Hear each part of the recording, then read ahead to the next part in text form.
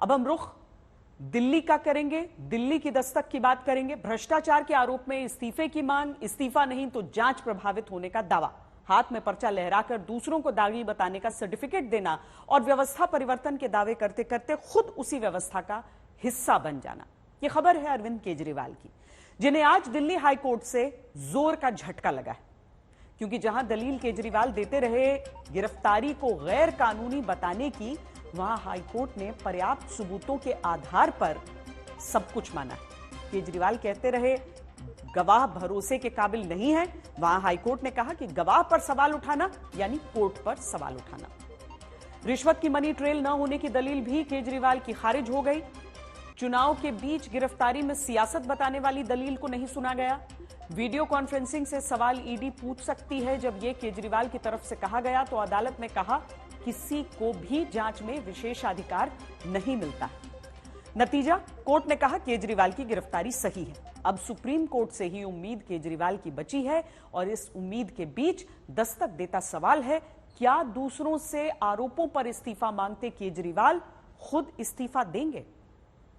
मुझे लगता है दुनिया का पहला मुख्यमंत्री हूं जिसने अपनी मर्जी से 49 दिन के बाद इस्तीफा दे दिया था। इस्तीफा मैं अपने जूते की नोक पे लेके चलता हूं। मेरे को कोई मुख्यमंत्री की कुर्सी का लालच नहीं है। 49 दिन के बाद इस्तीफा दिया था। कोई अपनी चौकीदार की नौकरी से इस्तीफा नहीं देता। किसने मेरे से इस्तीफा मांगा नहीं था 49 दिन के बाद। इस्तीफा जूते की नोक पर लेकर चलने की बात करने वाले अरविंद केजरीवाल क्या दिल्ली के मुख्यमंत्री पद से अब इस्तीफा देंगे? जहां शराब घोटाले के आरोप में 21 मार्च को ईडी ने गिरफ्तार किया, कोर्ट के आदेश पर 11 दिन ईडी की रिमांड में रहे, कोर्ट के आदेश पर 1 अप्रैल से तिहाड़ जेल में है। हाई कोर्ट ने अब केजरीवाल की तरफ से गिरफ्तारी को चुनौती देने वाली याचिका खारिज कर दी। हाई कोर्ट का साफ मानना है गिरफ्तारी के लिए ईडी के पास पर्याप्त सबूत हैं।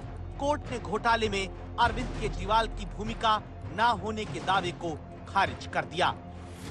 अदालत ने अपने फैसले में कहा कि ईडी की तरफ से पेश सबूतों के मुताबिक तो अरविंद केजरीवाल अन्य लोगों के साथ साजिश रचने में शामिल थे।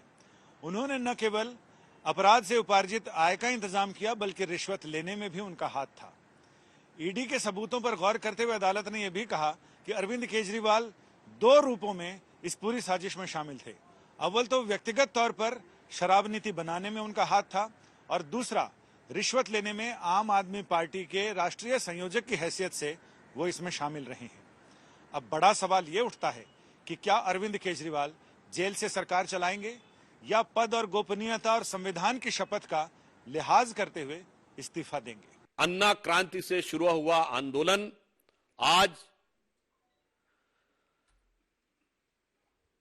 के में तब्दील हो गया है, यानी केजरी करप्शन क्रांति में तब्दील हो गया है। 1 दशक के अंदर इतना बड़ा पराभव संभवतः भारत की राजनीति में कभी देखने को नहीं मिला होगा। ये पूरा का पूरा मामला भारत की राजनीति में आजादी के बाद से लेके सबसे बड़ा राजनीतिक षड्यंत्र है। घोटाले की जांच का मकसद नहीं है। दिल्ली की प्रचंड बहुमत से चुनी हुई अरविंद केजरीवाल को गिराने और खत्म करने का मकसद है। पंजाब की प्रचंड बहुमत से चुनी हुई सरकार को गिराने और खत्म करने का मकसद है। चुनाव के बीच सियासत की ढाल लेकर अरविंद केजरीवाल कह सकते हैं कि आरोपी है वो, कोई दोषी अभी नहीं।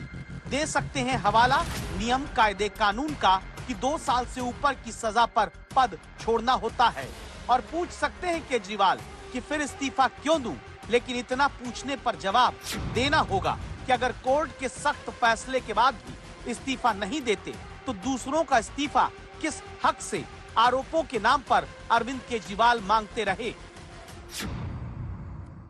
मोदी जी ने पैसे लिए थे, अगर पैसे नहीं लिए थे तो वो जांच से क्यों भाग रहे हैं? प्रधानमंत्री जी भी जब तक उनका नाम साफ नहीं हो जाता, हमारी मांग है कि प्रधानमंत्री जी इस्तीफा दें। प्रणब मुखर्जी साहब के ऊपर 2 आरोप हैं और गंभीर आरोप हैं।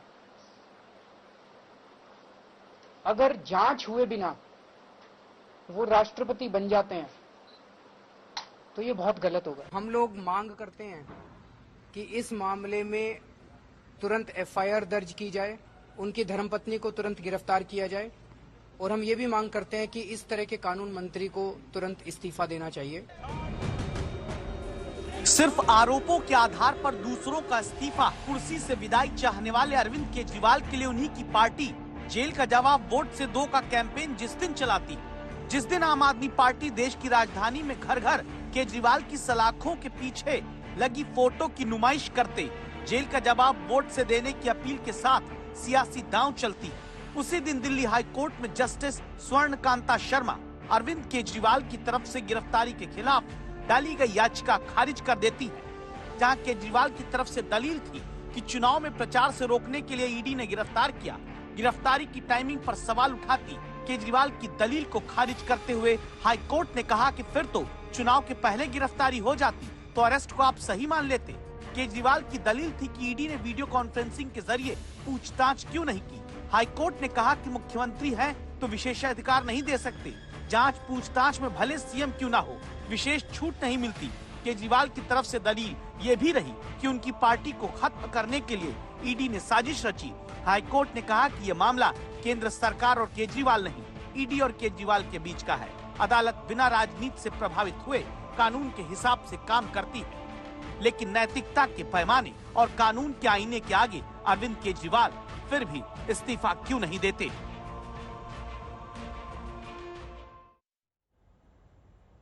तो अरविंद केजरीवाल इस्तीफा क्यों नहीं देते? क्या इसीलिए क्योंकि 10 साल पहले हाथ में लिस्ट लेकर रामलीला मैदान से दूसरों पर बेईमानी का ठप्पा लगाने वाला जो सर्टिफिकेट अरविंद केजरीवाल बांटते रहे, 10 साल बाद केजरीवाल की पार्टी अब ज्यादातर उन्हीं लोगों के साथ उसी रामलीला मैदान में बैठी हुई है।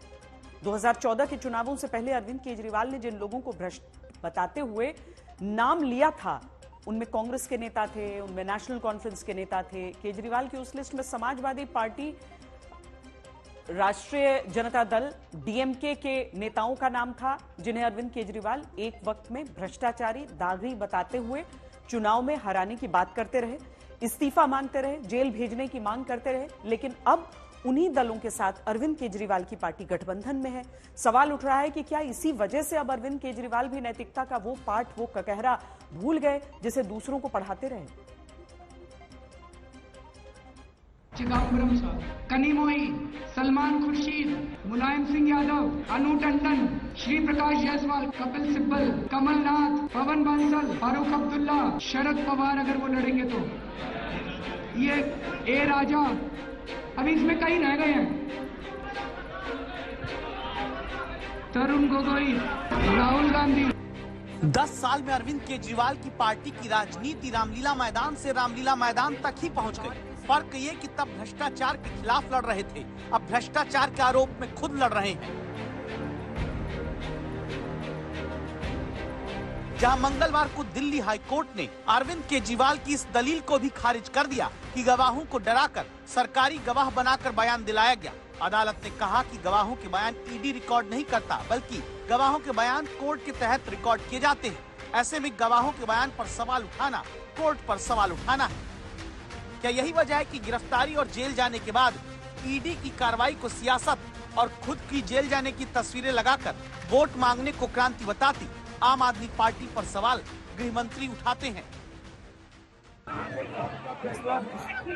जो लोग दावे करते थे कि उनको गलत तरीके से फंसाया गया, भ्रष्टाचार कोई हुआ नहीं, उनके सारे दावे आज खारिज हो गए। हाईकोर्ट ने कह दिया कि उनके सबूत भी है और वो खुद और पार्टी दोनों ही भ्रष्टाचार में हुए। तो इसका मतलब ये बात सच है कि अभी कोई शराब घोटाले का फैसला नहीं हुआ, लेकिन सच ये भी कि ऐसे ही घोटालों की जांच और आरोपियों को लेकर जांच के दौरान एक मंत्र खुद अरविंद केजरीवाल ही देकर राजनीति में आए। किस लिए लड़ रहे थे हम लोग एक साल? ये दो बातें कहता है। पहली बात, इस देश में कोई जो मर्जी भ्रष्टाचार कर ले उसको सजा मिलने का कोई चांस ही नहीं है।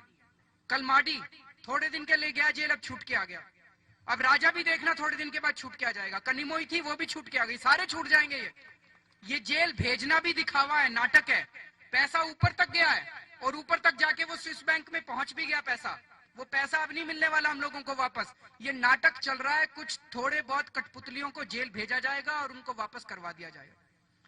कलमाडी जिस दिन जेल से छूटा उस दिन बताते हैं कि सीबीआई की अदालत के अंदर जज ने, उसने अर्जी दी थी, कलमाडी ने अर्जी दी थी कि मेरे को बेल मिलनी चाहिए। तो जज ने सीबीआई से पूछा कि क्या इसको बेल दे दी जाए, तो सीबीआई का वकील चुप हो गया, उसने उसको अपोज नहीं किया बेल को। क्यों नहीं किया? क्योंकि सीबीआई को ऊपर से ऑर्डर आ गए थे कि कलमाडी को बाहर निकालना है। तो ये सारा दिखावा चल रहा है। तो अन्ना का केवल ये कहना है, जन लोकपाल बिल में दो बातें हैं। पहली बात कि अगर कोई भ्रष्टाचार करे तो उस भ्रष्टाचार की शिकायत की 6 महीने के अंदर जांच करो, 1 साल के अंदर मुकदमा पूरा करो और 1.5 से 2 साल के अंदर उन भ्रष्टाचारी नेताओं को और अफसरों को जेल होनी चाहिए, आजीवन कारावास होनी चाहिए, उनकी संपत्ति जब्त होनी चाहिए और उनको नौकरी से बर्खास्त करना चाहिए। आरोपियों की नौकरी से बर्खास्तगी अरविंद केजरीवाल चाहते रहे। वो तब भी अब इस्तीफा देने के नाम पर चूं तक नहीं करते जब दिल्ली हाई कोर्ट में शराब घोटाले के आरोप में हुई गिरफ्तारी के खिलाफ याचिका का पन्ना खारिज कर दिया जाता है। जैसे केजरीवाल की तरफ से दलील थी, सरकारी गवाह बनने वाले शरद रेड्डी की कंपनी ने बीजेपी को बॉन्ड के जरिए चंदा दिया और इसीलिए साजिश के तहत केजरीवाल को फंसाया गया। लेकिन हाईकोर्ट का कहना है कि ये काम वो नहीं देखेगी किसने किसको चंदा दिया और चुनावों में टिकट दिया। कोर्ट ने यह भी बहुत साफ कर दिया है कि किसी भी प्रकार की राजनीतिक बयानबाजी, किसी भी प्रकार का राजनीतिक संदर्भ कोर्ट के बारे में देना सर्वथा अनुचित है। उन्होंने ये भी कहा कि जो बयान गवाहों के हैं वो कोर्ट के सामने दिए गए बयान हैं, इसलिए वो पूरी तरीके से प्रामाणिक माने जा रहे हैं। उन्होंने ये भी कहा कि केजरीवाल जी की भूमिका सूत्रधार के रूप में बहुत स्पष्ट और संदिग्ध है, इसलिए हिरासत में रखने के पर्याप्त आधार मौजूद हैं। यहां तक कि जो आम आदमी पार्टी कहती थी कि चवन्नी नहीं मिली, तो गोवा में ट्रेल मिलने के भी साक्ष्य हैं। देखिए, वास्तविकता यह है कि साक्ष्य जांच एजेंसियां दे रही हैं और न्यायालय के समकक्ष। सुधांशु त्रिवेदी जी को पता ही नहीं चला, रिकवरी तो हो गई है, 59 करोड़ रुपए की रिकवरी हो गई है। हम उम्मीद कर रहे थे कि इसके ऊपर इन्वेस्टिगेशन भी होगी, मगर उसका फोरम और होगा, उस पर इन्वेस्टिगेशन होनी चाहिए। केंद्र सरकार क्यों इन्वेस्टिगेशन नहीं कराना चाहती उसके ऊपर? कहे कि ईडी उसको इन्वेस्टिगेट करे।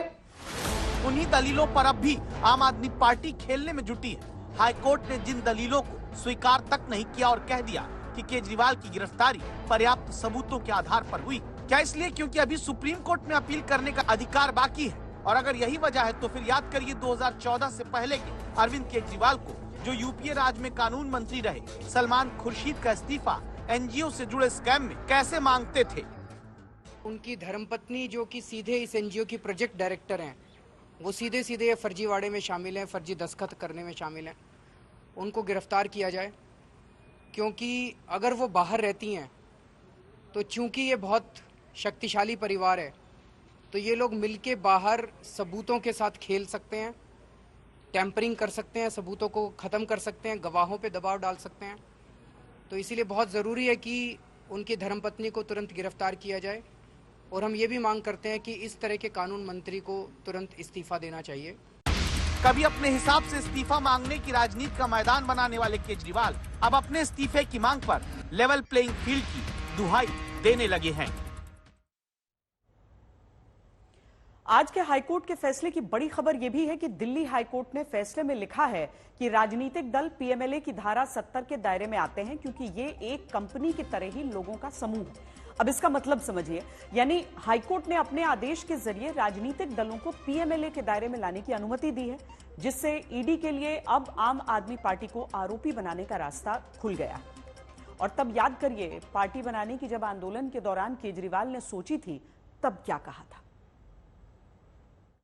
कैंडिडेट का सिलेक्शन हो वो कैसे होना चाहिए, इसके बारे में हम चाहते हैं कि आप लोग अपने सुझाव भेजिए।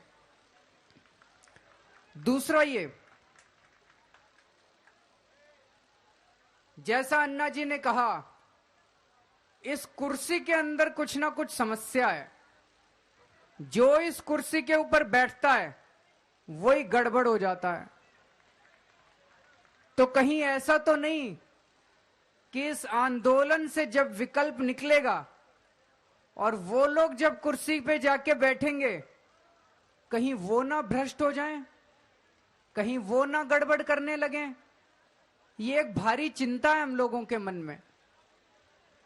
जयप्रकाश जी के आंदोलन से उस वक्त तो आंदोलन बहुत अच्छा चला, लेकिन लालू यादव जी, मुलायम सिंह जी, ये सब उसी आंदोलन की देन है।